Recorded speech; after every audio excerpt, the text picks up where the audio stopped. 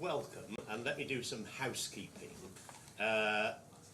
Claimant, defendant, you've got name badges. You've not yet, and you're one counsel missing, but is it senior counsel and junior counsel? That's correct. So Christina Al-Talatini and Karim Kazal. Right, so let me just...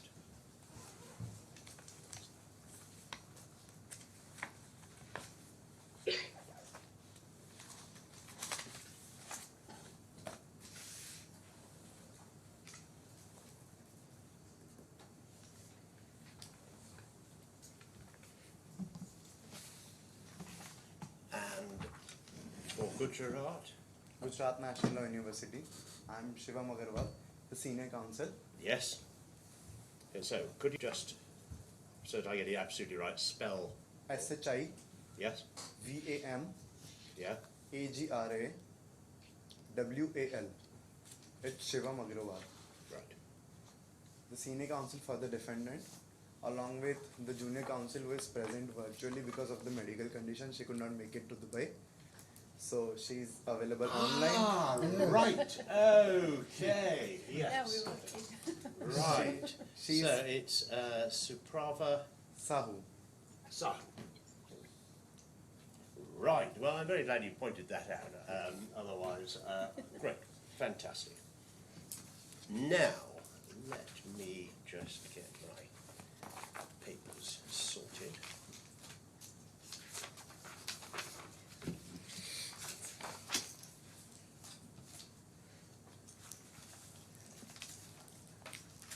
Now, we know the order of submissions. So senior counsel, senior defendant fall on the claim, senior claimant and senior defendant rebuttal and surrebuttal, and then for the counterclaim, junior defendant, junior claimant, junior defendant, junior claimant. And we know that this has to be dealt with in 45 minutes per side. May I ask counsel as to whether there has been agreement on the allocation of time? Yes, Your Honours, we have agreed. From our side, senior counsel for claimant will be for 20 minutes.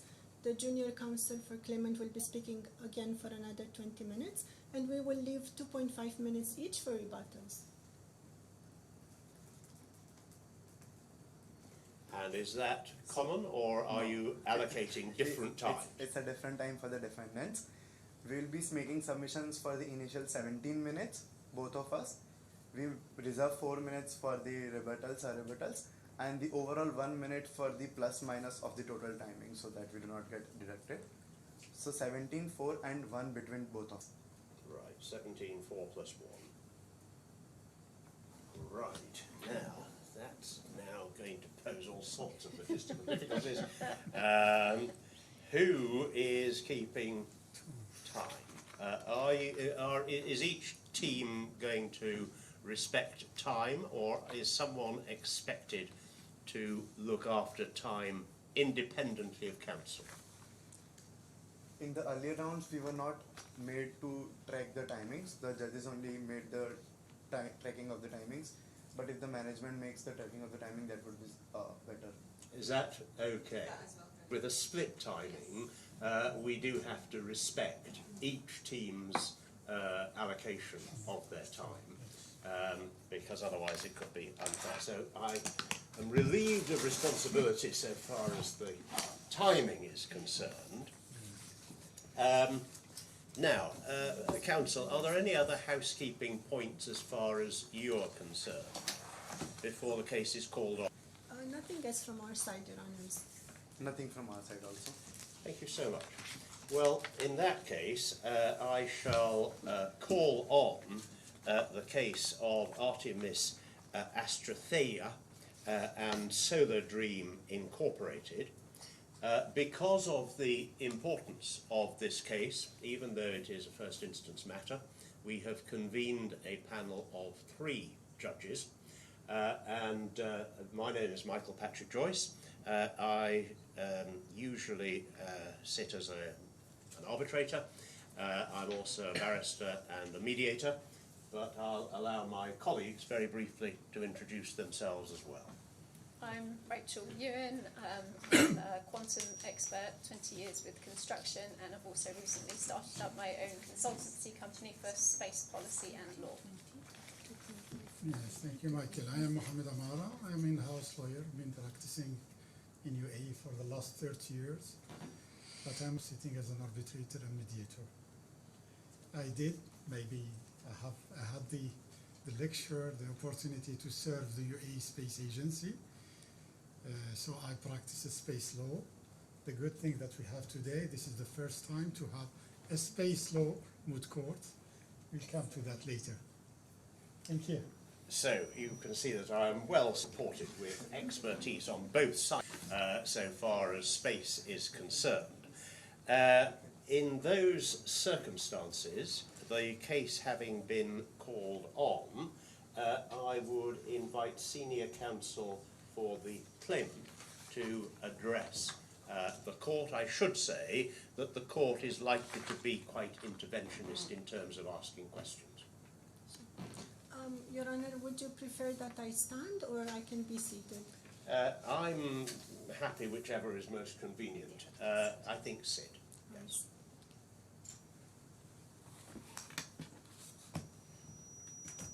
Counsel. Your Honor's opposing counsel's esteemed audience, good afternoon. My name is Christina Tini, and along with my co-counsel, Karim Hazal, we are representing the claimant, Ms. Artemis Astrothia.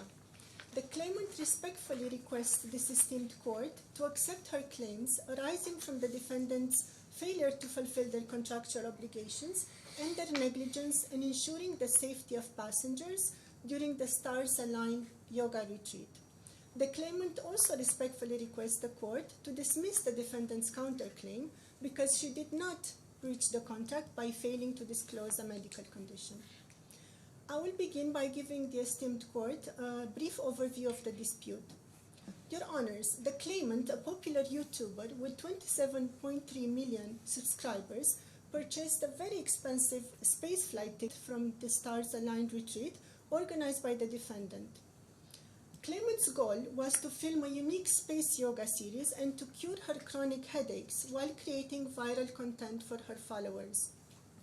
She paid an astronomical ticket price, literally, traveled a long journey from Montreal to Dubai, underwent medical evaluations, and filled out all required health forms prior to the spaceflight.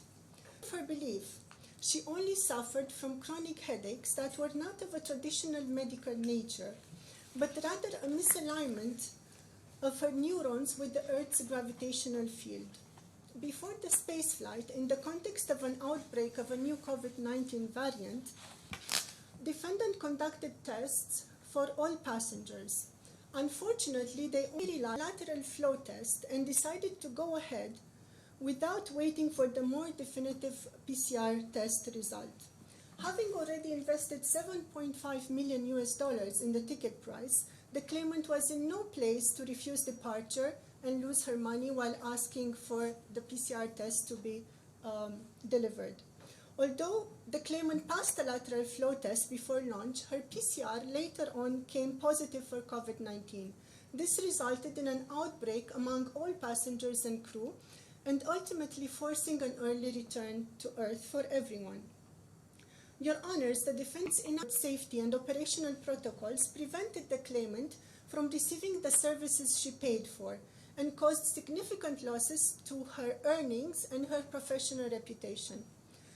Defendant's decision to proceed with the flight without PCR results and failure to protect passengers led to her inability to film and subsequent embarrassment of failing to deliver on her advertised plans for her 27.3 subscribers. Moreover, defendant is alleging that her non-disclosure of her chronic headaches breached the spaceflight agreement.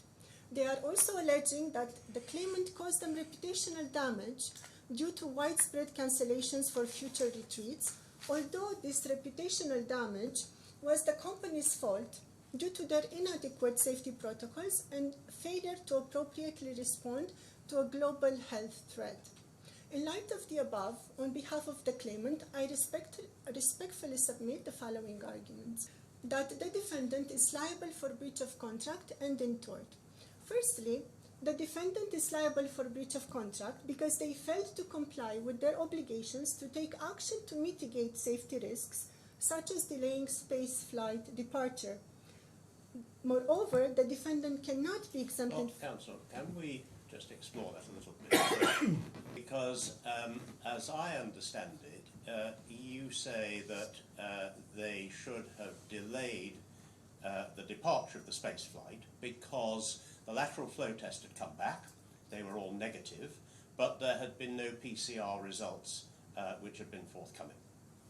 But if we look at the record, as I understand it, the Vulcan COVID-19 has a gestation period, or at least becomes symptomatic rather than asymptomatic, over a period of between 5 and 10 years. We also know from the record that all of the passengers were in quarantine for 2 weeks.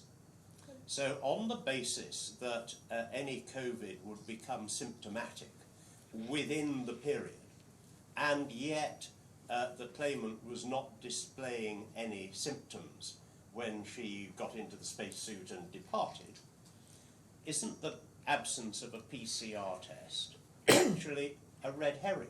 Because it should have been sufficient for 2 weeks quarantine, and that's exactly what the defendant provided.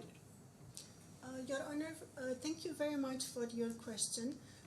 In fact, I believe that the defendant should have even stricter safety protocols, and a much safe approach would have been to conduct a PCR test on the first day of the quarantine and another PCR test on the 11th day of the quarantine, giving the 5 days incubation period of the virus.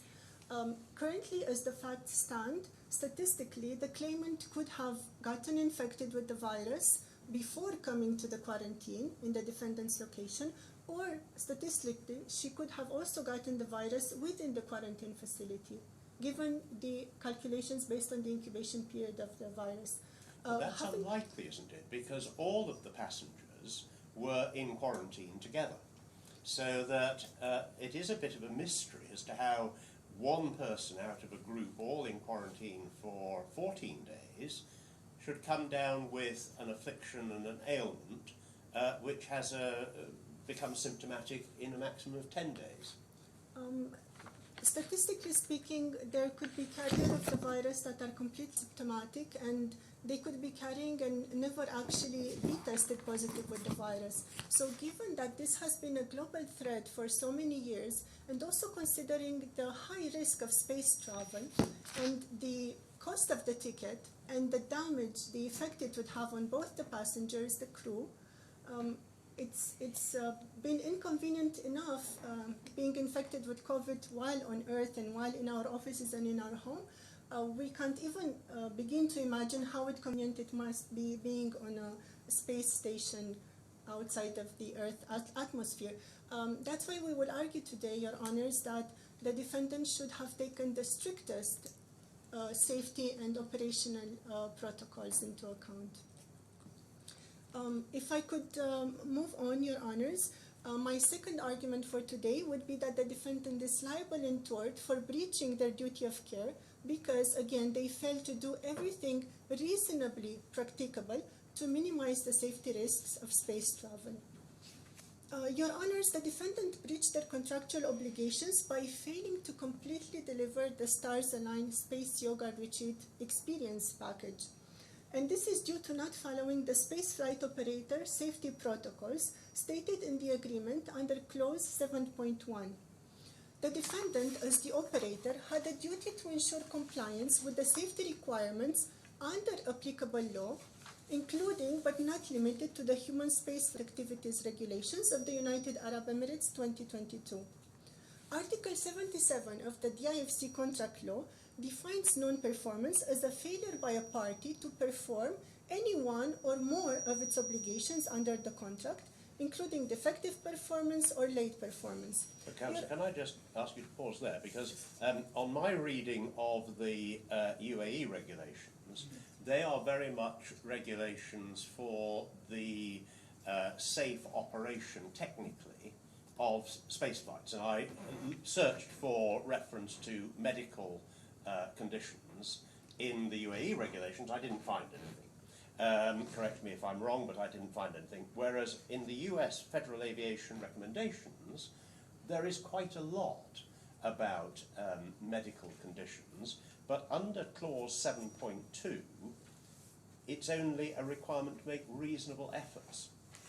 So that isn't there a lower standard for 7.2 than there is for 7.1, and it's difficult for your client to bring her case within 7.1. You are correct, Your Honor. 7.2 are not binding on the defendant. However, even the UAE regulations, specifically in the Article 6, does specify duty towards the human participants in the space flight. It talks about security and safety measures. It does not specifically mention contagious diseases, but in the context, those could and should be included. It's a duty on the spaceflight operator to protect the human participants and in the same time to protect the crew from being attacked or infected by the human participants in the flight. So it's a responsibility that mainly addresses the requirements for the human participants, but it's also meant to protect the crew. It talks about safety and security from weapons, explosives, sharp machines, anything that could injure the crew or the human participants. In the context, I think contagious diseases can and should be considered as part of the safety and security regulations, Your Honors. As I was referring to the breach of contract, Article 59 of the DIFC contract law mandates that the parties exercise their best efforts to fulfill their contractual obligations. If I may quote from the law, to the extent that an obligation of a party involves a duty of best efforts in the performance of an activity, that party is bound to make efforts as it would be made by a reasonable person of the same kind in the same circumstances. Moreover, Article 60 of the law broadens this duty by considering how the obligation is expressed within the contract, the price, the associated risks, and also the relative influence on each party on the contract performance. Given the substantial ticket price, we are talking about a $10 million ticket, the inherent risks associated with space travel, a high duty of best efforts was reasonably expected from the defendant, especially as they had already operated 4 flights in total, each with 10 passengers over the course of 3 years. On the other hand, the claimant had minimal influence over the space flight's conduct and could only rely on the conditions and safety precautions imposed by the defendant on all alike. Councillor, again, sorry, I'm interrupting a lot, but is that strictly right? Because as I understand it, the claimant suffered chronic headaches, which she'd suffered from for years, but she also, and I think this is paragraph 10 of the record, says she'd begun to feel a little tired, but chalked that up to all the travel. Now, isn't that an additional medical condition which is new and which she should have brought to the defendant's attention? And should the court really think that travel is a good excuse? Because she had travelled on the 1st of February, and yet the tiredness was incremental, building up to the 15th of February, so 14 days later. Wouldn't she have recovered from the travel? Your Honour, in her honest belief, the claimant felt that her tiredness is due to the travel and potentially the quarantine and being in a new country. Dubai has a different climate than Canada. It could be weather adjustment. Her tiredness was not substantial enough for her, in her honest belief, to classify it as a medical condition. So that is one of the reasons she did not feel it's needed to disclose. Does that answer your question, Your Honor? Yes, thank you. I would like to elaborate more on the best efforts because it is quite an onerous standard that a party commits to in fulfilling its obligations in commercial agreements. Best efforts clauses have their origin in English and US common law. English courts have made it very clear that a debtor under a best efforts or best endeavors, sometimes called clause, does not owe a law but a reasonable standard of care and diligence in the performance of its duties. Thus, an English has held that the best endeavors undertaking in a contract does not mean that the limits of reason must be overstepped, but that the words mean, broadly speaking, leave no stone unturned. And I'm quoting here from Sheffield District Railway Company versus Great Central Railway Company, an English case from 1911.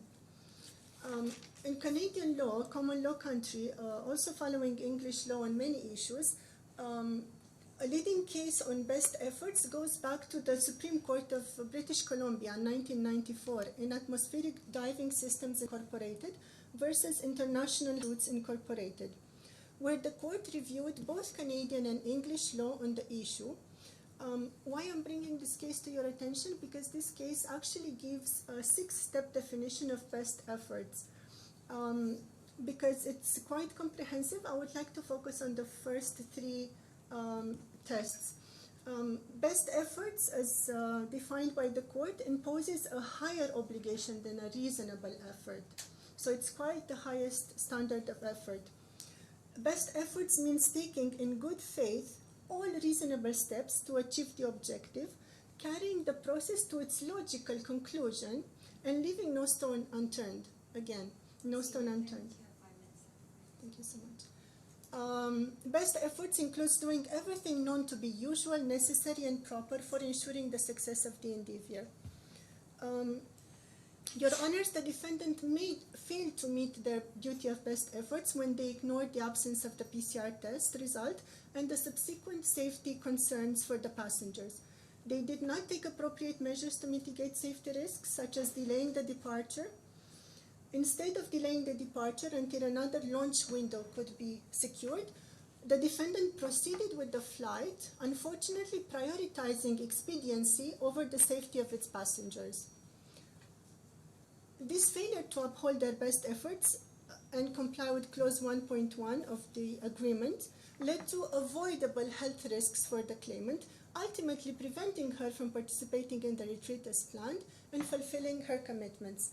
We respectfully request that this court hold the defendant accountable for their failure to meet their contractual obligations and for the resultant damages suffered by the claimant.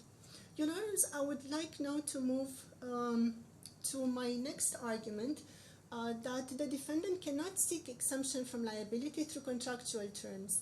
First of all, because the risk that the claimant assumed is fundamentally different from the avoidable risk that the defendant created.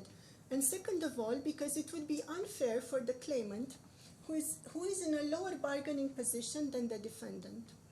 Although the clause under Section 4 aims to indemnify the defendant from some of the inherent risks associated with space travel, the defendant still has an obligation to minimize those risks within reasonable limits.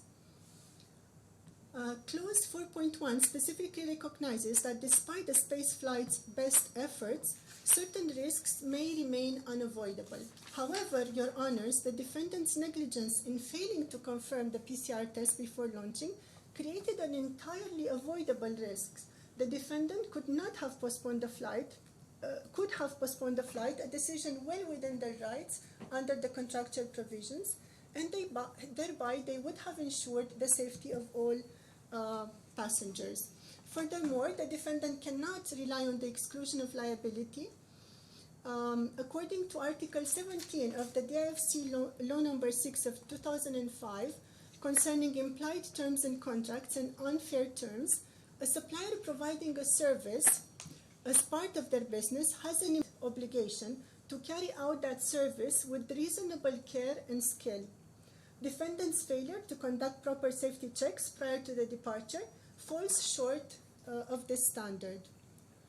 Your Honors, because I only have 2 minutes remaining, I would like to address my second main argument, which is breach of duty of care under tort.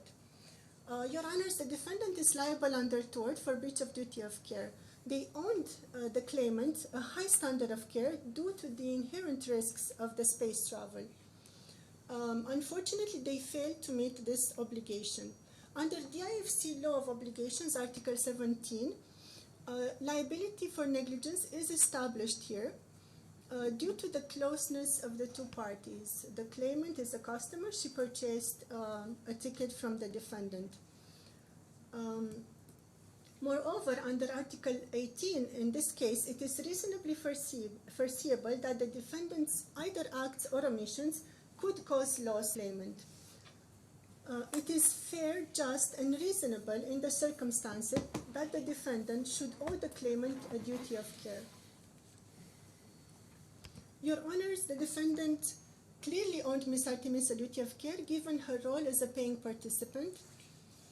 The gross oversight unfortunately resulted in avoidable exposure to COVID-19 for other passengers, also confining the claimant to her quarters in space and ultimately preventing her from fulfilling her primary purpose of participating in the retreat, healing her chronic headaches, and creating valuable content for her audience. Your Honors, this is a case about broken dreams and missing out on the adventure of a lifetime. Claimant embarked on the Stars Align retreat with boundless hope, investing not just her money, but her very spirit into what she believed would be a transformative journey. She envisioned healing her chronic headaches through the unparalleled serenity of low-gravity yoga while sharing this historic moment with her millions of followers on YouTube. For years, she tirelessly worked to build a brand on the idea that drawing cosmic energy could bring peace, joy, and health. This retreat was to be the culmination of her passion and dedication, offering her audience something truly unique, the first ever space travel yoga series. Instead, defendant to implement adequate safety protocols, shattered this dream, leaving the claimant stranded in the isolation of the floating heaven station, unable to participate in the retreat or capture the viral content she promised her audience. Your Honors, this is not just a matter of business agreements or medical oversight. It's about trust. The claimant trusted the defendant to safeguard her health and fulfill the commitments they made to her. I will now conclude. In failing to do so, they robbed her of the adventure of a lifetime. Your Honors, the claimant seeks your judgment, not only to hold the defendant accountable, but also to find justice for the lost opportunity, the dashed dreams, and the financial and emotional cost of this once-in-a-lifetime failure. The claimant respectfully requests that this court find the defendant liable for breach of contract and negligence under tort, awarding the claimant $15 million in damages. Thank you very much for your time and consideration. I now conclude my submission. Counsel, thank you very much for your submissions. You're not quite released because I must confer with my colleagues as to whether they have any questions. Happy to take any questions. Not at this time for me. Chairman, if you allow me, I have a quick question. Sure. I will take you back to the limitation of liability Yes. that you mentioned the statutes. My question, do you have any case law supporting your case within the IFC to see whether what you have said is enforceable or not? So, Your Honor, to be very honest, I was unable to find a case within the IFC law. However, the common law always looks at the rights of the weaker party or the part that is in a weaker bargaining position, such as the consumer.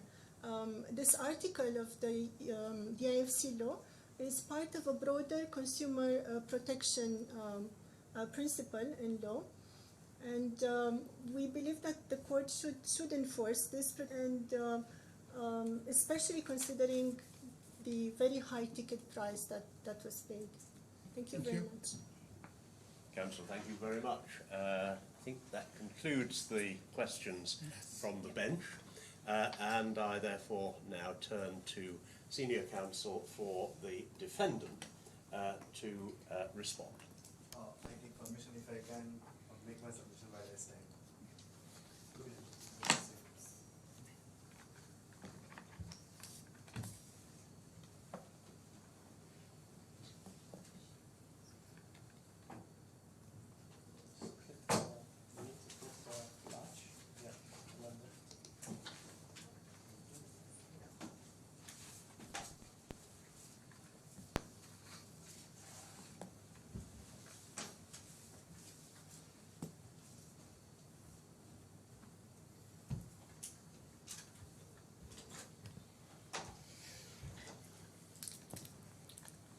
Good afternoon to this honorable court. May it please this court.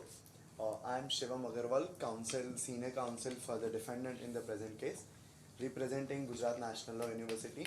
And in the present case, I will be representing the Solar Dream Company, which is a defendant in the present case of Artemis versus Solar Dream Company. If your honors do not have any preliminary question with regards to this, before I move into the submissions of my arguments, I just want this bench to be briefed with the outline of the present case which has taken place into the consideration. The first important date which the council hereby submits is that 15th of February 2024 is the original scheduled date when the Space Yoga Met was scheduled for. 10th February 2023 is the date when the claimant has purchased the ticket for the Space Yoga Met. Now the claimant comes to the Dubai for the spacecraft with a layover in New York. This point is to be considered on 1st February 2024. So when the claimant comes to Dubai for the Space Yoga Met, she has a layover in New York. This is given as per paragraph 9 of the fact sheet. 14th of February 2024 is the date when the green signal was given for the capsule to be kicked off after following all the protocols. And 15th February 2024 is the final day, is the D-Day, when the capsule actually kicked off after following all the protocols as per requirements by the defendants. In the present case, which is Solar Dream. When I move to the submissions, the council hereby would like to make submissions into 5 folds. One is the duty of the care and the standard of practice, which was followed by the defendant Solar Dream. 2, that the reliance on the lateral flow test. 3, that the claimant's pre-existing conditions were not disclosed by the claimant in the present case. 4th, the mitigation efforts taken by the defendants. And 5th, the damages. When I move forward with the first argument regarding the duty of care and the standard of practice, the council hereby submits that the defendant in the present case has fulfilled all the duties and obligations even as per requirement of clause 7.1 and clause 7.2 of the agreement. Industry standards were fulfilled. Medical tests were done. There were 2 medical tests done before the capsule took off. The lateral flow tests were done. The other medical checkups were done. CBC reports were done. Medical reports by the doctors were done. Emergency arrangements were made during the flight. So in the present case, when it comes to the notice of the defendants that the claimant is a COVID positive, the emergency protocols like masks, sanitizers, and a process of isolation was done during the flight, and the capsule was called off in between the rounds, looking at the safety of the other passengers. But Counsel, before we get to what happened in flight, what's put against your argument is that the PCR test was still outstanding at the time when the flight took off. The flight took off on the 15th of February. There was a window between the 14th of February and the 23rd of February when the flight could have taken off, and it appears that the delay would have been a matter of hours because the captain of the spacecraft was notified of the adverse PCR test within an hour of launch. Why didn't your client simply delay by 1, 2, 3, 4 hours? Your Honours, while making the submission for this argument, I would like Your Honours' attention to the paragraph number 15th of the Moot preposition. There were lot of COVID tests to be done, and the 1 hour was not already known to the defendant that the reports will come in 1 hour. Had it been the situation that my client knows that the report will come in an hour, I would have obviously waited for 1 more hour. But because there was so much of waiting for the results to come, as much as reasonable efforts I could make, I did that. I did the flow test. Flow tests were negative, and as per the suggestions of the nurse, and even not as per the suggestions, even as per the statistically proven, it is written here that lateral flow test was sufficient statistically to rule out any serious risk that passenger had COVID-19. Sorry, where are you reading from? I'm reading from paragraph number 12 of the fact sheet, 4th line. And the advice of the nurse on the duty was that the lateral flow test was sufficient statistically to rule out any serious that the passengers had COVID-19. Well, that's on the advice of the nurse on duty, isn't it, Counsel? Correct. But the flow test was already done, they were already negated. And there were no other symptoms which the claimant had, nor we did not know that she is suffering from headache. Had it been situation that she has already told us that headache is there, we might have taken more precautions. And headache is a disease or headache is an illness which is not visible to the other person or which is not detectable to the other. But, Counsel, we know something about this nurse, don't we? Because we are told in the clarification that the nurse was hired on short notice from a local outsourcing company in the DIFC, and her only experience of aeronautical matters was carrying out routine checks on Emirates airline pilots. That's not enough, is it, Counsel? Your Honours, with regards to this submission, I would like to differentiate between two things. One is physical examination and another is physical evaluation. So as per the Space Industry Regulation 2021, 72(5)(a), (b) and (c), there are two different things, which is a medical examination and one is a medical evaluation. So medical examination in the present case, as per the clarification number 3 of the medical examination head, is done by the doctor who is already a professional doctor, who is McCoy, Dr. Leonora McCoy, and another is the test conducted by the nurse.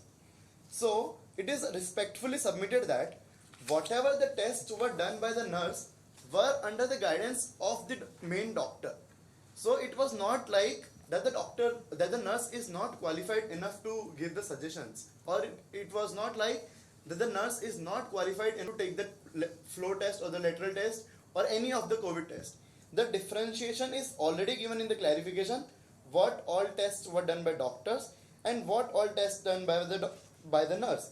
So all the 5 blocks of the nurse test are already included in the doctor's test. So it is to be inferred that whatever all the tests are done, whatever the procedures are fulfilled by the nurse, are already under the guidance of the doctor who is a professional doctor in the present case. So, But isn't the question for the bench as to whether the nurse was adequately equipped to give the advice that she plainly gave, as recorded in paragraph 12 of the record? But I don't want to take you out of your way. I've received your answer, so yes, we'll think about that. It's a difficult point. Please continue. Yes. okay. So again, while making the submission is that it was not the defendant who has breached the duty. However, it was the duty of the care was not fulfilled by the claimant. The claimant did not disclose her headache, which was a duty and was not followed, and she has breached 5.2 and 5.3, and also as per the paragraph number 8 of the Moot preposition, if I may bring your Honour's attention to paragraph number 8, last second line, it shows that Artemis made no mention of her chronic headaches because she was afraid that Solar Dream would not allow her to participate and retreat. So it clearly mentions that her intentions are not very in good faith. It was her intention that if she will disclose the medical condition which she is suffering from, the defendants would not allow to participate in the space yoga craft, looking at the safety of the other passengers. So it was the intention of the claimant not to disclose the medical condition she is suffering from, henceforth breaching 5.2 and 5.3. Further elucidating on the same thing, I divide 2 headaches here. One headache is the headache which she is suffering from last 5 years. Another headache is the headache which got dull and she feeling started tiring. So it is, as per the 5.3 agreement, is a change in the medical condition. So any change in the medical condition which affect the fitness while during the travel of the spacecraft is supposed to be disclosed by the claimant. However, in the present case, she has not disclosed, breaching 5.2, 5.3 also. So if the claimants make submission that it was a normal part and parcel of her life, the headache is a normal headache which she is not supposed to declare. But the second headache which got severe in the subsequent stages, and the tiredness which she started feeling which also as per the clarification is a symptom for the Vulcan variant of the COVID, was not disclosed by. Well, I accept that, Councillor, but what's put against you on that is that she didn't feel sufficiently tired to bring it to anyone's attention. She had an honest belief that to look back at clause 5.3, it wouldn't affect her fitness for space travel. Don't we have to focus in, doesn't the bench have to focus in on specific reason for disclosure? But the same fact sheet 8 already shows that before she started a different headache, she already had the bad intention of not disclosing it. She already knew that if I disclose this situation that I have a medical problem, she would be in trouble. So it is very clear from the fact sheet that she made no mention of her chronic headaches because she was afraid that Solar Dream would not allow her to participate. So these are the intentions because of which she is not disclosing what medical conditions are there. Had it been the situation that she has disclosed us that she is suffering from the medical conditions of the headache, even though severe or not severe, we might have taken more precautions, we might have underwent the all test. Because she did not disclose it, we relied on the statistics and we went ahead with the spacecraft looking at the totality of the case. Henceforth, the reasonable reliance on the lateral flow test was done in the present case. Further making the submissions with regards to the mitigation efforts, the defendants in the present case have tried their best to mitigate the efforts. They have immediate steps to mitigate the steps they have taken. When the defendants comes to the notice that the claimant is positive in flight, all the efforts they could take have been taken, which is very clear as per the paragraph number 12 of the proposition, if I may bring your honor's attention. The captain and the crew began to put in the place whatever measures they could to prevent further transmission of the variant. They asked passengers to wear masks and gloves for the duration of the retreat, and the mediation and the yoga sessions went ahead without Artemis. This point is to be emphasized that defendant, had it been the situation, defendant already knew they might have escaped Artemis and went ahead with the flight. But as soon as we got to know that she is positive, we escorted from there and in isolation we continued the spacecraft. And the space yoga mat was also sealed off the rest of floating heaven stations. Yes, So but it took 4 days before the spacecraft returned to Earth. That's scarcely acting immediately, is it? During 4 days, whatever best measures we could take, we took it. But as soon as we started knowing that the situation is getting worse, we tried taking the best efforts we could take. So the 4th day was the day when we realized that now the situation is getting worse, and these are the best mitigation efforts we can take off by calling the flight back, the capsule back. So we also fulfilled the 4.4.5 of the recommended practice for the human space flight, which that says that an operator should develop and execute a plan with system emergencies, including flight abort if applicable. Sorry, So 4.5. 4.4.5 of the recommended practice for human right. spaceflight document Yes, system. yeah. So it talks about the emergency operations management. So as soon as we realized that the situation is an emergency situation, we tried our best by aborting the flight. So which also as per the law we fulfilled. Henceforth, the emergency operation management, the safety critical training, medical training as per 4.5.7, and the spaceflight participation medical consultation was fulfilled by the client in the present case. The last submission is with regards to the claimant's pre-existing condition. Again, is that clarification regarding the symptoms is the tiredness and the headache, which she did not disclose it, which infringes the 5.3, which is a change in the medical condition again. Henceforth, the reliance on the lateral flow test was valid by the defendant in the present case. Mitigation efforts were done by the were well settled by the defendants in the present case. However, if I may bring your honor's attention to the case of Donnock versus Stevenson, which talks about the negligence. So in this case, it is the claimant who is negligent enough of not disclosing the medical condition which he is suffering from. So it is where a duty of care arises when a party can reasonably force him harm to others due to their actions. Due to their actions, it is very reasonable that the other passengers in the safety flight are also going to be affected because of their conditions. So it is the claimant which breached 5.2, 5.3 by not disclosing the mere medical headache she is suffering from. Had it been the situation she discloses that, this situation might have not arisen, and she might have also been in the better position that the flight might have postponed, or specifically for her, we might have taken to the another flight and we might have continued with the other passengers remaining who were not COVID positive. Again, the point to be noted. But isn't that a rather curious argument, Counsel? Because you're saying that these headaches over a long period of time should have been disclosed, but then saying, well, notwithstanding disclosure, we might have taken her on a subsequent flight. So that rather suggests that the headache Correct. wasn't causative of any arrangement or wouldn't have been taken into account by your client. But I make two divisions of the headache. One is the regular headache which she suffers from. Another is the change in the medical condition one day before.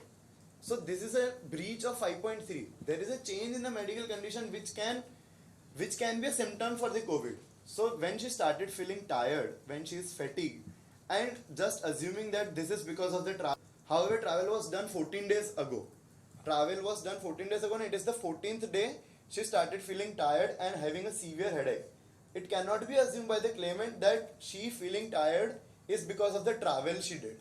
Henceforth, the subsequent headaches which the severity increased is the headache which she is supposed to disclose, which infringes 5.3. Had she disclosed it, we might have taken more precautions and this situation might have not arisen, and I conclude my arguments hereby. If you honors do not have any questions further. Were you going to deal with damages? Was that The damages part is to be subsequently led by the co-counsel Suprava Sahu. It was the brief outline of the whole argument, so it will be dealt by co-counsel Sahu in the subsequent stages of the arguments. I see, because in terms of damages, Yeah. the counterclaim is by your client seeking $5 million US dollars for reputational loss. But there is a claim for repayment of the $7.5 million which the claimant paid to your clients. And there's also a claim in damages by the claimant for another $7.5 million for her reputational loss because she wasn't able to take the films that she wanted to and broadcast them on YouTube. Am I right that all of the damages will be dealt with in the second set of submissions? If your honors have preliminary questions regarding the damages, I would brief about it. That the damages which the defendant is asking for the defamation or is the reduction in the value is because the claimant she's having a 27 million subscribers on her YouTube channel. She has posted a YouTube video where she is downgrading the image of the defendant in the present case. She herself not disclosed the condition, so because this situation has arisen, and she herself is now downgrading the image, saying that the service provided by the defendants are not well equipped. So this 27 million viewers are watching video which is downgrading my image. Henceforth, this defamation, this reputational damages is asked for this video subscription, because for this we are claiming that it was the claimant's mistake, it was not the defendant's mistake which led to this whole situation. So because she has an influential value in the whole world in the market, so because of which our business got a reduction and the further subsequent bookings were cancelled because of the video posted. Henceforth, for that damages, we are asking for the reputational damages. Well, I don't want to stray into what is the counterclaim, but I don't want to lose sight of the damages claim in the from the claimant's perspective. But I'm acutely aware that you only asked for 17 minutes and 5 minutes for rebuttal, so I don't want to take you in excess of your time. Yeah. I've asked a lot of questions, and I don't know whether my colleagues have questions for you at this stage. No, at this stage. Thank you. It was my honor arguing with you. Thank you so much. Now, 2.5 minutes for rebuttal. I would like to thank the opposing counsel for his arguments. I have three main points for rebuttal. First of all, the senior claimant for defendant stated that the defendant fulfilled all their contractual obligations. Again, Your Honors, they have not. The PCR test was still outstanding. It was in the context of a new outbreak of the COVID virus. They shouldn't have waited until the day of the flight to conduct the PCR test. They should have conducted 2 PCR tests to ensure the maximum safety. They did not leave no stone unturned, Your Honors. They did not fulfill their best efforts. Second of all, the senior claimant for defendant stated that the nurse is somehow to take the responsibility of giving the green light for the flight. However, the nurse is employed by the defendant. She represents the defendant. Moreover, Your Honors, the nurse was not qualified to make that decision. She was qualified to conduct PCR tests, but she was not qualified to decide whether not having a PCR test is enough to fly in space or not. She was newly hired from an outsourcing company, so I believe, Your Honors, you should find she was not the right person to take that decision. Moreover, the senior claimant stated that the senior counsel stated that the claimant had breached 5.2 and 5.3 clauses of the agreement, and he made quite a serious allegation stating that the claimant acted in bad faith. Your Honors, there is no substantial evidence of bad faith. As I argued previously, the claimant truly believed that her headaches are not of a medical condition. Moreover, the space flight I itself. have to interject there, Sure. because the facts of the case were that at several times that she didn't put forward the fact that she had a headache because she thought in her mind that she wouldn't be allowed to go onto the flight. So I'd like to see where you're going with the bad faith, good faith on that element, please. Yes, Your Honor, thank you so much for your question. So the clause of the contract, 5.2 in specific, requires disclosure for medical condition of symptoms that may affect the fitness to participate. And it has to be according to the party's knowledge and belief. To her honest belief, she did not think that her chronic headaches would affect her participation. Indeed, I must concede that she did hide this from the defendant, but her intentions were not of a malicious nature.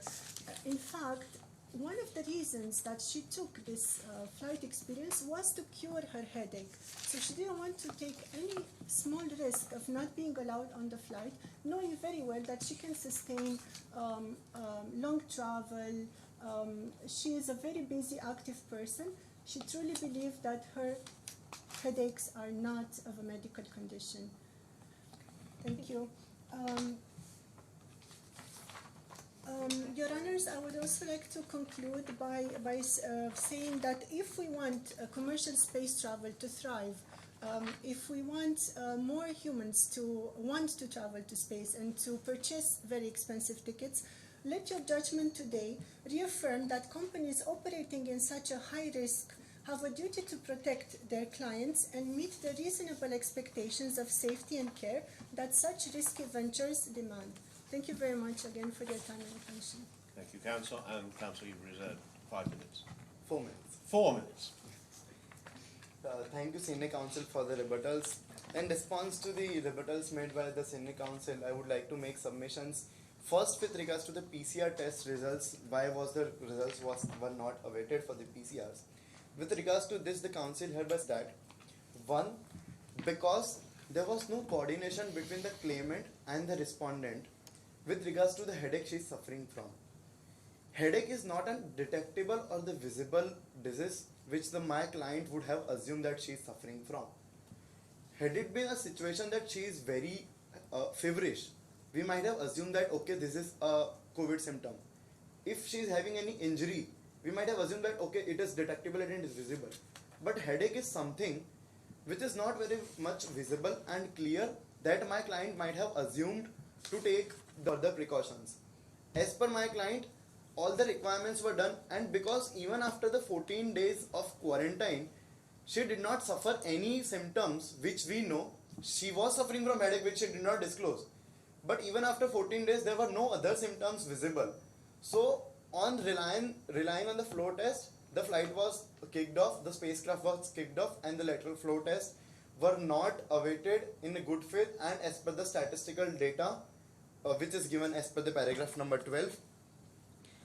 With regards to the nurse, it is already accepted by the senior council that she is professional enough to conduct the PCR test. However, she is not professional enough to give the green signals. So, it is not the nurse giving the green signal. It is the nurse giving green signals as per the statistical data. So, henceforth, when she can do the PCR test, she can, according to under the guidance of the professional doctor, give the guidance, give the green signal as per the statistical data. With regards to the breach of 5.2 and the 5.3, the grave allegations made by me to the claimant with regards to the bad intention, as also pointed out by your honor, it is very clear from the fact sheet paragraph number 8, which already clears out that what intention she had. Artemis no mention of her chronic headache because she was at solar team would not allow her to participate. Henceforth, this is very much clear from the facts that she had no intention to disclose it because of the fear that the defendants would not allow her to participate. And again, the point is to be considered that she is not acting in a good faith, or she is not acting in a better condition because she has been suffering this situation from last 5 years. She has undergone so many medical reports. She knows that she has a problem. Even after knowing so many even after checking up with so many doctors and medical checkups, she is not disclosing this, which means that she's having some bad intention of not disclosing because of the fear that she might be not allowed to participate. Hence, even after 5 years of experience of this headache and even after getting it checked up by so many doctors, she is not disclosing. Even after she is having the knowledge of her knowledge of her, the illness she is suffering from, she did not disclose it. So she is breaching 5.3, which also change in the medical condition during the 1 day before the flight, and she has breached 5.2 and 5.3, and I submit my arguments. Thank you. Thank you to both counsel for submissions on the claim, and we now therefore pass to submissions on the counterclaim, and junior counsel for the defendant, I think you are going to address us on that aspect, and you are reserving 17 minutes and 4.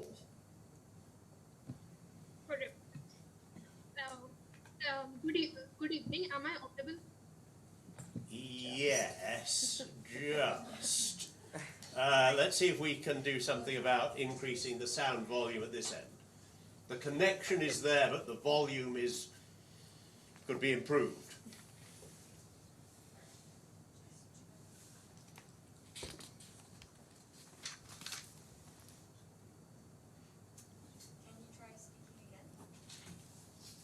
Am I audible? Yes, I think that was a bit better. Let's see how we go. I apologize for my inability to be present there due to some urgent medical conditions that I was suffering. I thank you for this opportunity to present virtually. May I please begin? Yes, absolutely, and we're very sorry to hear about your medical condition which precludes your travel. So I hope you're sufficiently recovered, but please do make your submissions. May it please report that I am part of Team Gujarat National Law University, appearing on behalf of the defendant in the case before the court today. Over the course of next 17 minutes, I will be presenting the submissions on the behalf of defendant pertaining to the counterclaim. Ms. Ashwathya is liable for breach of contract since she failed to fully disclose the medical conditions mandated by clause 5.2, 5.3 and 5.5. To support the contention, the counsel shall be presenting with 3 main arguments. First, that headaches constitute a potential medical illness that has the possibility of affecting the participant's fitness to participate in a flight. Second, that not informing about the changes in condition and not promptly reporting her worsening conditions constitute a breach of contract. Third, that Artemis is liable for misrepresentation for not full disclosure of facts. If the judges have no preliminary questions, then I may begin with the first argument. Thank you. Yes. The first argument, headaches are recognized as a potential illness that is capable of affecting participants' fitness to participate in a flight. Artemis, by not disclosing her long-standing issues of headaches, by long-standing I mean 5 years, has breached clause 5.2 of the agreement, which was explicitly stated by the agreement. First, that the US branch of Social Security recognizes that primary headaches are recognized as a medically determinable impairment that can significantly limit an individual's physical and mental capacity to engage in basic activities. Second, as per the WHO report of global health estimates, headaches rank as the third leading cause of impairment, which can be followed by stroke and dementia. Third, as per the Family and Medical Leave Act, also recognizes headaches as a serious health condition and gives proper provisions for them. Even the research done by Harvard suggests that only 10% of headaches have a known cause, which means about 90% of headaches do not have a cause, and they are followed by symptoms such as fatigue, weird triggers, neurological constraints, and even nausea and vomiting. This shows that the headaches have a possibility of impacting Artemis's ability to travel in flight or in a space, as said by the senior counsel. Counsel, Yes. let's accept that there may be medical grounds that you've just described in general. But if we look at clause 5.2, the declaration and representation made by the claimant is made to the best of her knowledge and belief. And what we have here is a pattern of long-standing headaches over 5 years, which hasn't affected her ability to be a high-functioning individual. So why should we not accept that in the test being her knowledge and belief, she didn't think it was something to be disclosed? Much obliged, sir. So, as per the agreement, Artemis was required to tell and state any illness that she suffers from. Even if for the past 5 years the headaches did not impair her in any particular way, still headaches did cause her pain and had problematic. That's why she had to visit his doctors. Now, since the senior counsel for the claimant stated that the headaches might be caused by conditions such as environment or weather, going to an outer space or a space station make sure that the weather conditions are not determinable. In this instance, if Artemis would have already told us that she suffers from a 5-year long-standing problem of headache, we could stimulated various weather conditions and taken other tests so that we can determine whether she is able to participate in a space flight or not. It was not Artemis's decision to decide whether or not she can participate or not. She had the responsibility to tell us the illness, whereas then Solatrine had the responsibility to make sure whether the illness has the capacity or not. Your Honor, can you allow me to ask a question? Yes, do. Yeah. Counsel, if we accept Yes. the fact that, can you hear me? Yes. Yes. If we consider that Mrs. Artemis had failed to disclose her medical situation, my question to you, what are the implications of such failure? Does let me finish. Do the Yes. headache was the, let's say, the decision after aborting the travel, it was due to the headache, or to her situation, the COVID, catching the COVID? Much obliged, sir. To answer this question, first I'd like to state that the headaches can be differentiated into two. First is the before headaches, and then were the worsening conditions of headaches. She had the responsibilities, both the headaches. The first headaches, which she did not disclose, if the COVID situation did not take place, it would have been possible that due to other factors, Artemis' conditions could have been worsened due to her non-disclosure of it. In this instance, since time did not pass for any further conditions to take place, we can move our attention to the second headache. The second headache did increase in its severity as stated by the facts and also included another symptom of tiredness. In this condition, if she would have disclosed us that headaches plus tiredness are taking place for her, we could have taken more tests, taken utmost consideration of her problem, and then come at a reasonable conclusion which would have prevented such a terrible consequence that happened. In this, we could have separated her from the flight, came to a negotiable term whereas only for her some other arrangement could have been done. Since she took on her part to not tell us the headaches and did not disclose, the COVID virus traveled to other passengers and had led to an early cancellation of the flight. Great. This all could have been avoided if she would have disclosed the headaches. Counsel, isn't it a bit artificial to draw a distinction between what I think you termed a before headache and the headache that she was suffering from at the time of the flight? Because we need to load paragraph 9 and paragraph 10 of the record. Paragraph 9 does talk about her suffering from a severe headache, but goes on to say that while that was unpleasant, it was not uncommon. And we know that the level of headache had reduced to no more than a dull ache, because that's what we're told in paragraph 10 of the record. So surely the headache aspect is simply the same as she'd been suffering from for 5 years. The only additional element is that she was feeling a little tired. Is that sufficient to put a burden on her? Much obliged. So to answer this, I would like to state that headaches in usual terms, we all have suffered headaches. Headaches have a tendency to either increase or decrease in terms of their severity. So the fact that between the 14 days quarantine period and the period where we can suppose that she had contracted COVID, that only that period the severity increased, plus she had a symptom of tiredness. And we also have to recognize that none of the other passengers tested positive for COVID. It was only Artemis. Artemis testing positive for COVID plus having severe headaches for a time being plus tiredness. These are too much coincidental. This could not have taken place. We are relying, if we say that this should not happen, then we are relying too much on coincidence other than facts. Yes, thank you, counsel.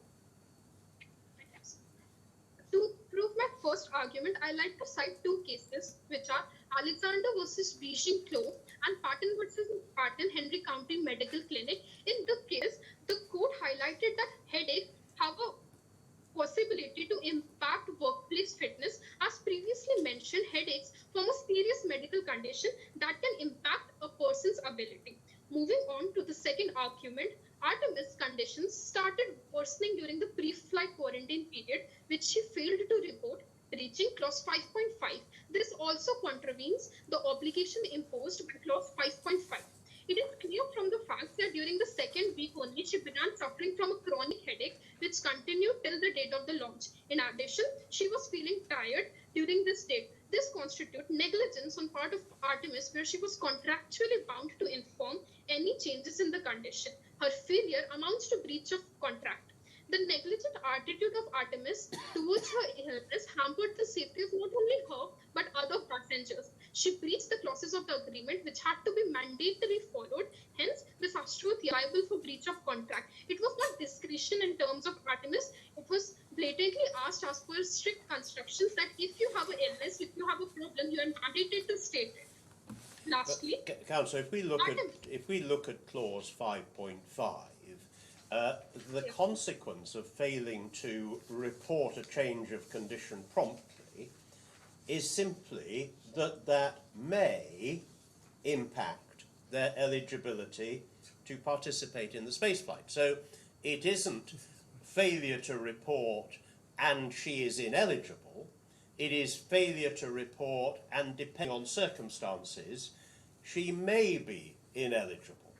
So doesn't the court have to look at all of the circumstances and weigh the gravity of the condition against the failure to report and look at whether that should properly have a consequence of ineligibility or not? Isn't it quite a nuanced approach that the court must adopt?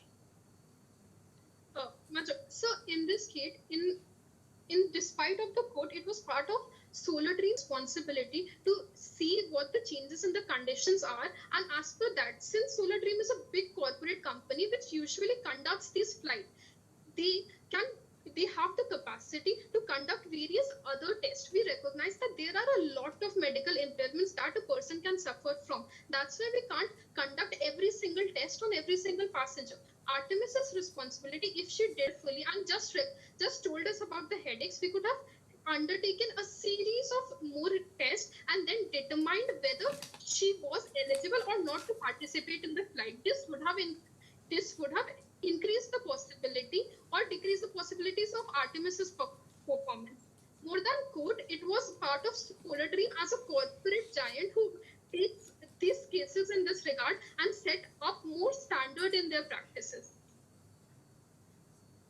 Thank you, Counsel. Yes, I'd rather taken you out of your way, but please do continue with your submissions. Junior defendant has 5 minutes. Much obliged. Moving on to my last submission, Artemis misrepresented her exact state knowingly and did not disclose the fact. Her failure to disclose when explicitly asked to provide any medical condition. Article 23 states that if an opinion is accompanied by another incorrect statement that leads to misrepresentation, since she suppressed her actual state, this can be stated as a breach of duty of good faith as taken before. Artemis cannot be said to have acted in good faith as she did not disclose her actual condition. Artemis knew that going on the journey may help her relieve from the pain of headaches and also contribute to increase her popularity on YouTube, through which her sales can increase tremendously.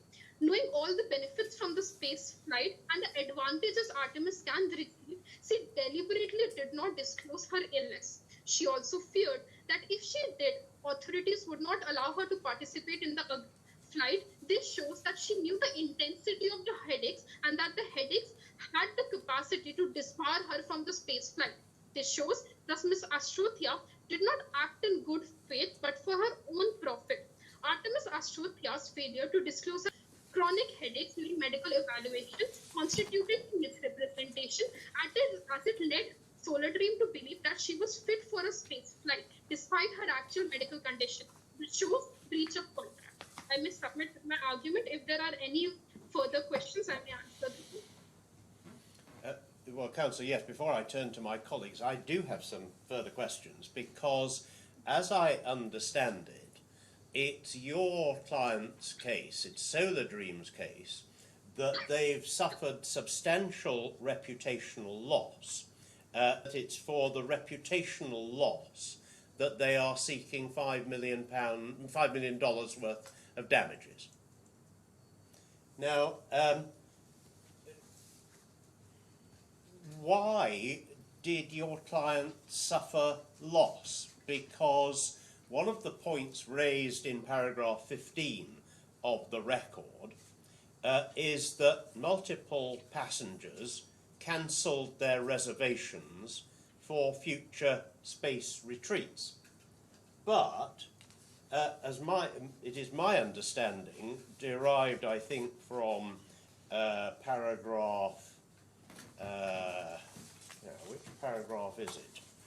The paragraph in relation to payment, so that will be in the space agency agreement, space flight agreement. Let me see, where is it? Payment, paragraph 2.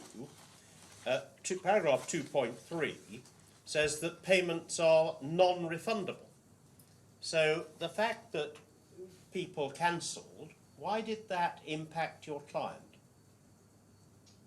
So the fact that people cancel first, that the payment are refundable, but the payments are divided into four. That is even after landing back, they have to pay.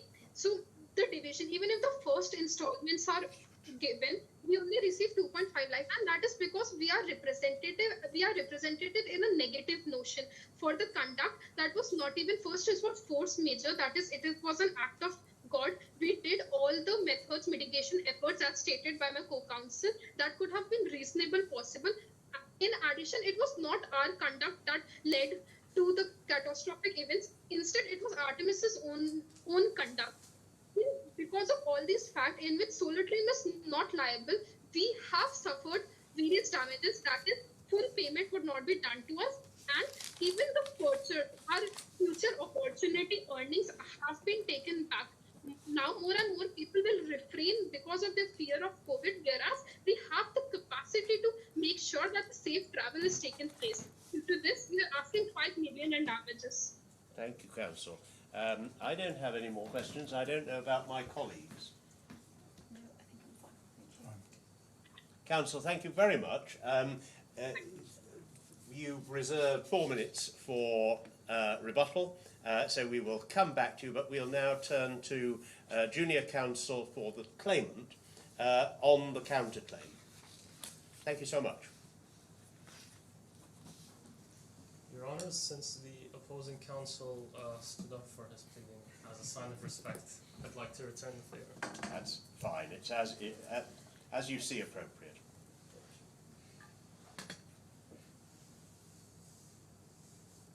Obvious. Alright. Your Honours, good afternoon. Opposing counsel, my name is Karim Khazal.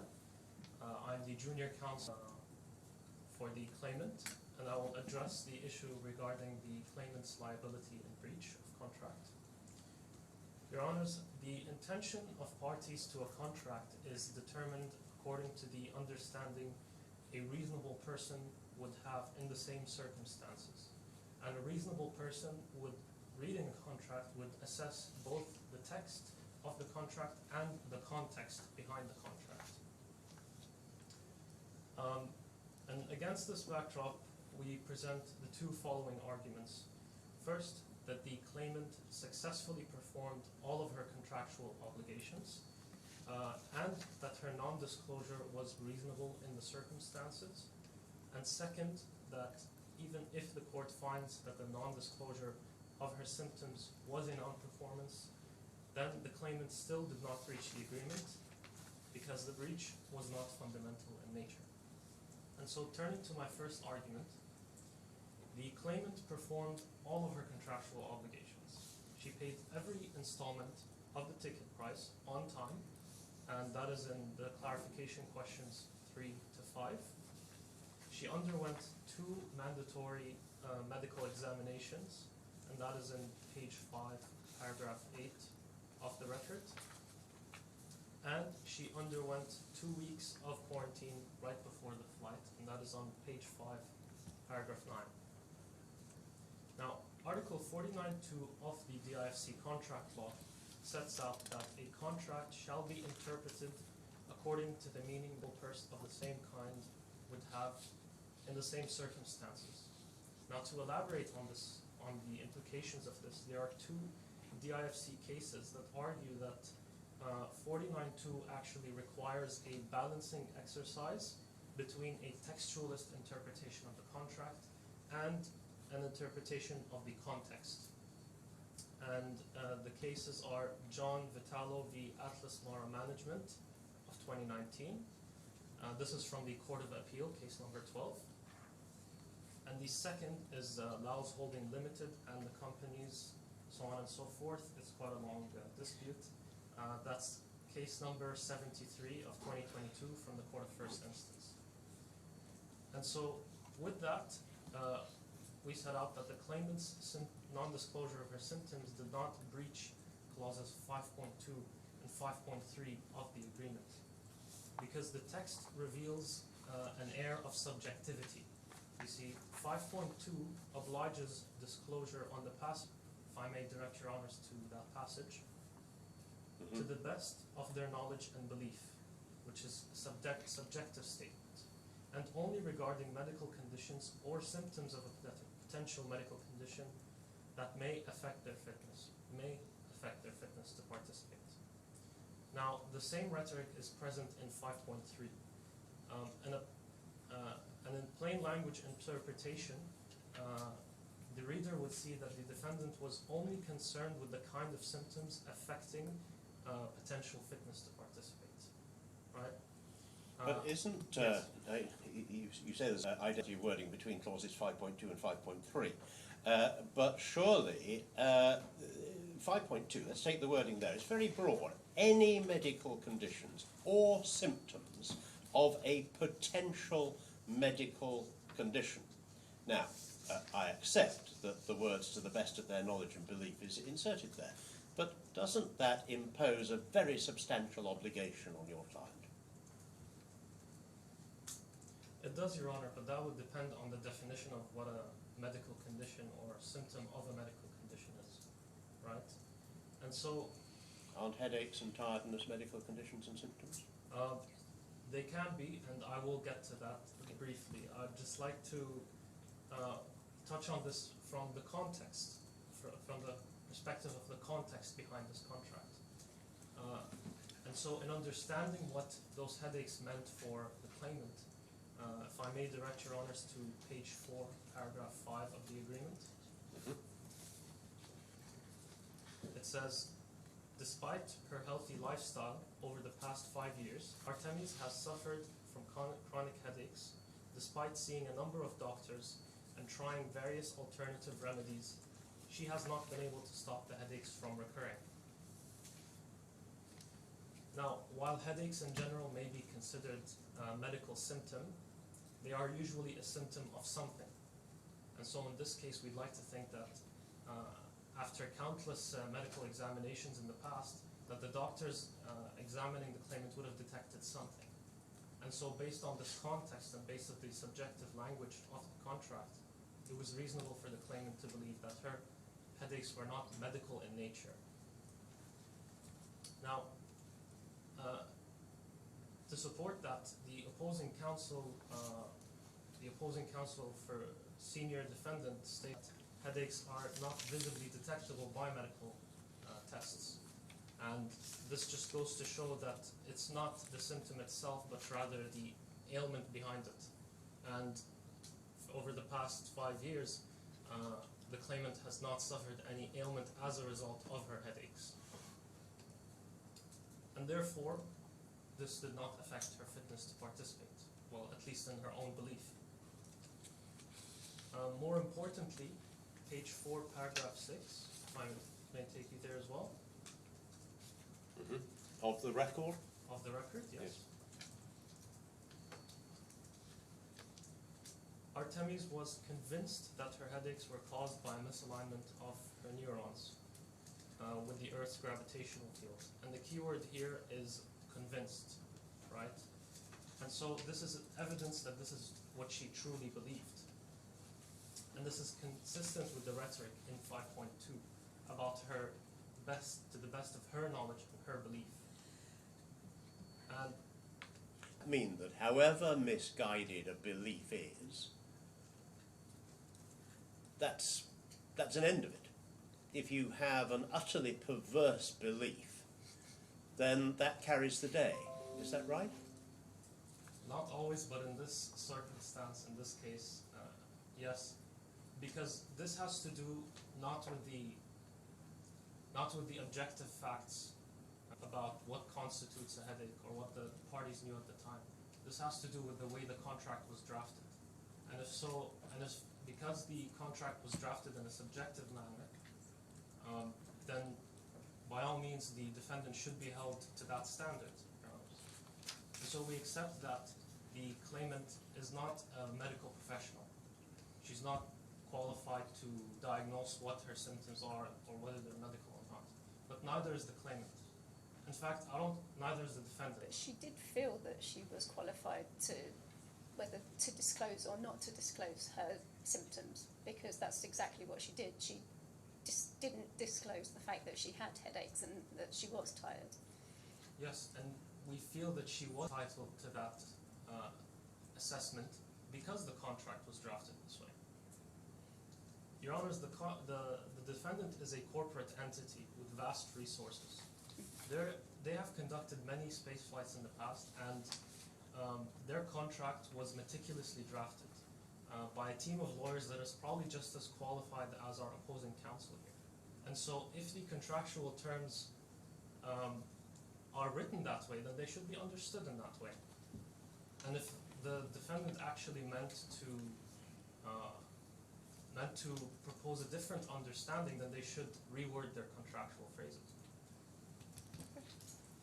Whereas here, the claimant is a person with no legal background or expertise. So it would be fair in those circumstances to hold the defendant accountable to their circumstances. And so pairing a textualist and a contextualist interpretation of the contractual clauses, we see that any reasonable participant is entitled to hold Solargene to that standard, that the medical symptoms are subjective in nature. Counsel, what weight should we put on the last sentence of clause 5.2, that your client acknowledged the importance of providing accurate and complete information during the medical evaluation?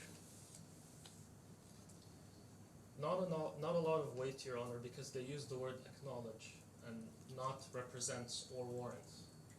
And so this indicates that it's of a lower legal standard than a representation or a warranty. May I be of further assistance? No, that's fine. Alright.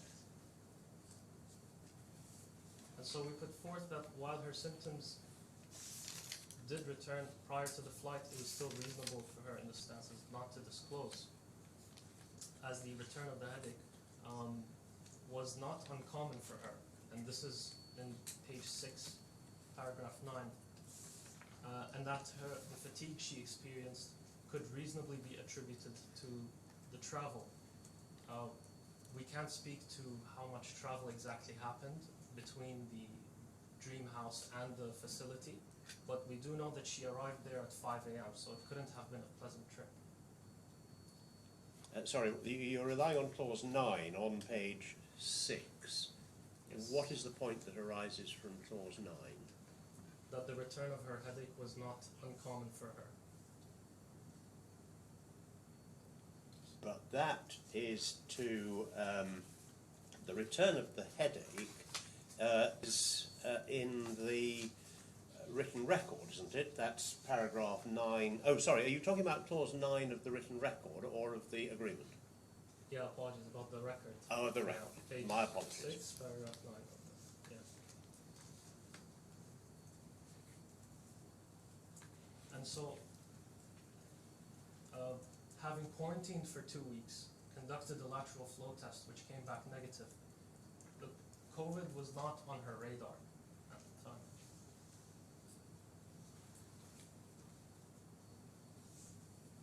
So, turning to my second argument, if the court finds that the claimant's non-disclosure was a failure to perform under Article 77 of the contract law, then we submit that the non-performance was not a fundamental breach of contract by the meaning of Article 86 of the contract law. 86.2 sets out 4 criteria that made a non-performance fundamental in nature. First, it has to substantially deprive the aggrieved party of what it's entitled to. Second, compliance with the obligation is of essence to the contract.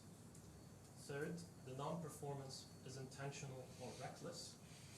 And fourth, that the non-performance gives the aggrieved party reason to believe that it cannot rely on the other party's future performance.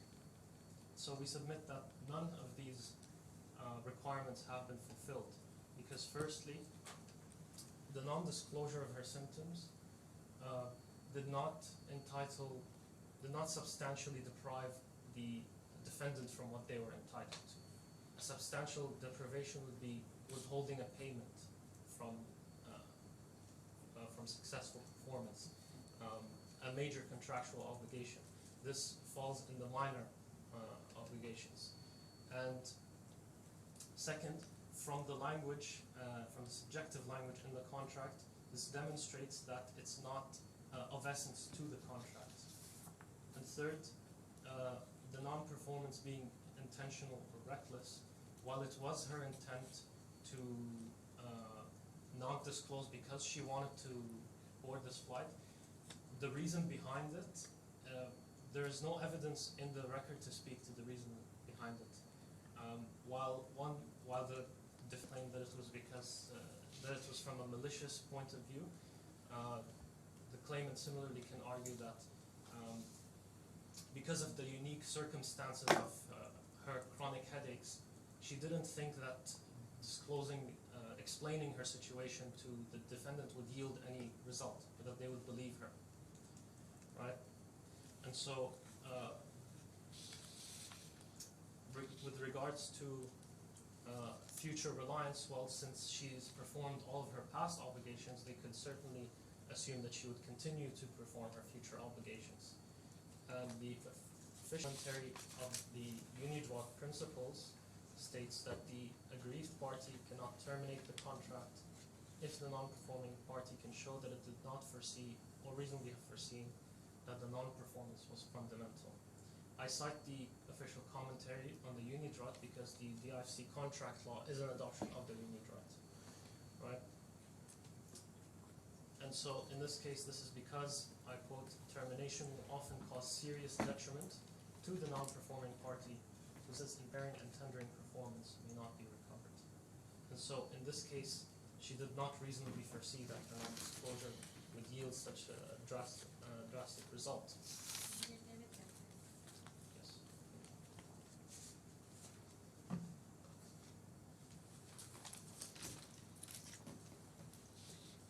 And so before I conclude my arguments, I'd like to briefly touch on the $5 million that the defendant is requesting in damages. While we understand why they're claiming 2.5 for the contractual performance, the other 2.5 remains uncertain. The harm they suffered from the claimant's disclosure of her experience online was completely warranted. There was no confidentiality requirement in the agreement. She didn't have to keep her experiences secret. And if anything, she only spoke about what actually happened to her. And if anything, this only exposes the inherent flaws in their safety systems rather than a claim of reputational loss. And more importantly, Your Honors, even if this court was not convinced that the non-disclosure is not a non-performance, then we submit that the non-disclosure is not what ultimately caused the defendant's harm, because that causal link was severed when the defendant decided to greenlight the launch despite not receiving PCR tests. And that causal link was specifically severed because that decision came after the claimant's decision to not disclose. But counsel, isn't the case on the damages for the counterclaim that your client caused them reputational loss, which they quantify of $5 million on the basis that she angrily denounced Solar Dream on a high visibility social media, and one infers without giving Solar Dream any opportunity to rebut what she was saying or to put their side of the argument? Isn't that the essence of the reputational loss being put forward in the counterclaim? No, Your Honor, because the defendant is not substantially deprived from their opportunity to rebut. In fact, this case is their opportunity to rebut and put forth their perspective. And as I've mentioned, there was nothing preventing her from disclosing her experience. They could have added a confidentiality clause, but they didn't. But defendant wasn't allowed to put forward any arguments on a social media platform that your client was using to denounce them. But nobody prevented them from putting their argument on a social media platform. They are completely free to do that. I be of further assistance to the court? I think I've asked all the questions as I've been going through, and I look at my colleagues. Councillor, thank you indeed. So we've now reached the point of rebuttal and surrebuttal. And you've Am I reserved audible? 5 minutes. You've reserved 5 minutes, yes. 4 minutes. 4 minutes. I'll be starting with my rebuttal. For the first major point, I like to point out the junior council's contradicting view with reference to subjectivity. First, they stated that acknowledges that is used in the agreement of the contract, which shows that she has to provide accurate view. She did not provide the accurate view because of lower legal standard. At the same time, they also told that Artemis was convinced that medical treatment, but it was not a medical treatment that Solar Dream offered, but a recreational trip. The benefit should not be given to such consideration. The two mandatory tests that Solar Dream did were general in this sense, whereas 5 years of past medical issue was not general in this sense. While the junior council points out that Artemis did not know the severity of the headaches, 5 years is a major time that she did not know. Plus, her conduct was intentional. She deliberately did not disclose the act. This cannot be stated, but by mere subjectivity that she analyzed by plain reading. If she analyzed by plain reading of the contract that I should not state my headaches, then by plain reading she also should have understood that accurate and complete information should have been given, which includes headache. Second, that the 5 million damages claim is against the clause of limitation, which should not be allowed in this case. Third, it is reasonable to presume that according to Harvard study, 90% of the headaches causes are unknown, and so Solar Dream could not be presumed that they can test each and every problem that a person has. That's why a list of ailments and even medical conditions were asked. The main thing that the contract only asked 2 to 3 things from a passenger, that is, they have to pay the money and they have to tell the medical ailments that they suffer from. These two form part and parcel of fundamental performance. They had only a few duties that even Artemis did not fulfill completely. That's all. These are all the questions that I need to ask. So thank you very much. And we now turn to surrebuttal.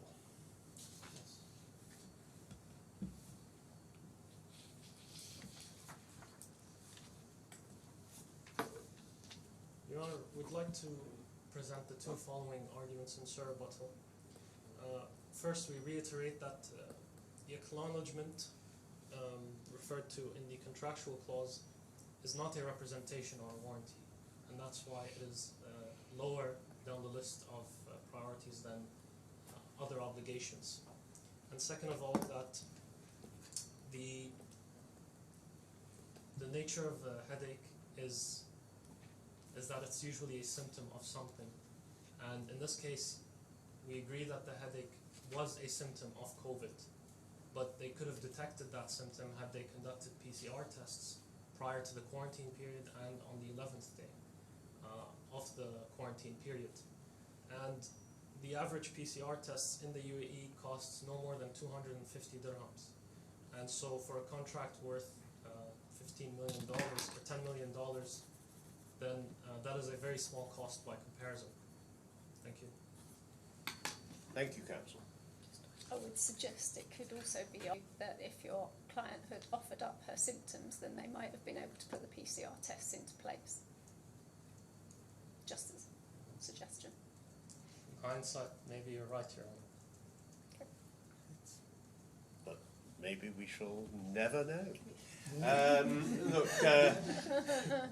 Council, all of you, thank you very much indeed for those submissions. It will come as no surprise, given that I said this case is of considerable importance, and it is very important to the DIFC Court of Space to get this right.